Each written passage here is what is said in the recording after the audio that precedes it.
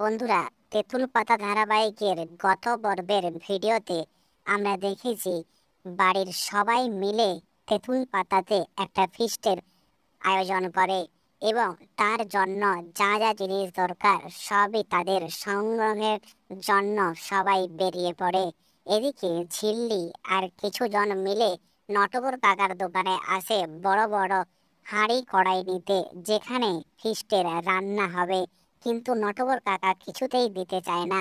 ঝিল্লি শেষ পর্যন্ত বুদ্ধি খাটিয়ে তাকে একটা ক্যাটারিং এর ব্যবসা খুলে দেবে বলে তার মন জিতে সে ওখান থেকে সমস্ত আসবাবপত্র এবং নিয়ে যায়।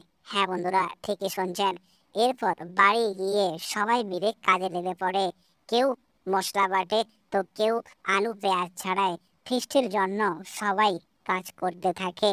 হ্যাঁ বন্ধুরা, এইদিকে ঝিল্লির সৎ মা এবং ঝিল্লিকে যার সঙ্গে বিয়ে দেওয়ার কথা হয়েছিল সেই ছেলেটি ঝিল্লিকে খুঁজতে খুঁজতে সেখানে চলে আসে। তারা শীতলপুরা থেকে সোজা চলে যায় শীতলপুরার ক্লাবে। সেই ক্লাবে গিয়ে দেখে চাবি লাগানো, তাই তারা একটা গান শুনতে পেয়ে সেইখানে যায় এবং সেটা ছিল তেঁতুল পাতা। এবং সেখানে গিয়ে তারা ঝিল্লির খোঁজাখুঁজি করতে থাকে। এইদিকে ঝিল্লি এবং বাড়ির ছোট থেকে বড় সবাই পিকনিক নিয়ে ব্যস্ত। গান, খই হুল্লোড়, নাচ সমস্ত মিশে যায় ওই বনভোজনে।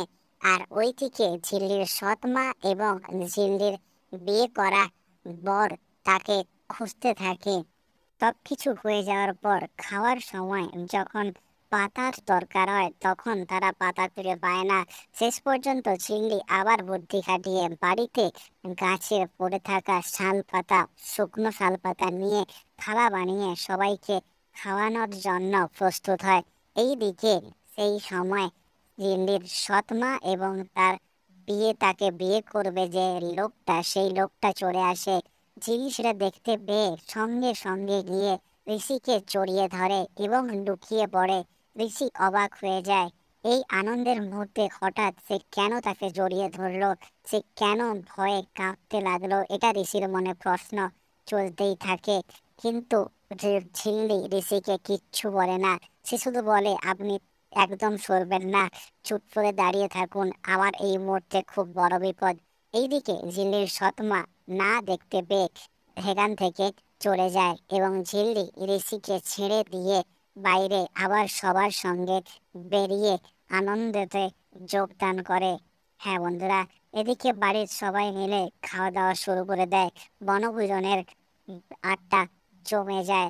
এইদিকে রানার সঙ্গে ভাইয়াজির মেয়ে এবং ভাইয়াজির বউ চলে আসে তেঁতুল পাতাতে, কারণ রেহানা আজ ঝিল্লিকে শিক্ষা দেবেই বলে এসেছে একদম তৈরি হয়ে। কিন্তু হঠাৎ করে ঝিল্লির হাতে গরম লেগে যায়, তাই ঋষি তাকে রান্নাশালে নিয়ে গিয়ে তার হাতে মলম লাগিয়ে ফু দিয়ে দেয় এবং সেটা খুব কাছাকাছি ও ঘনিষ্ঠ পর্যায়ে পৌঁছে যায়।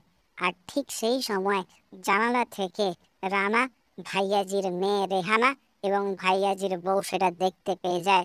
হ্যাঁ বন্ধুরা, এই ছিল আজকের পর্বের গল্প। গল্পটা ভালো লেগে থাকলে অবশ্যই লাইক করবেন।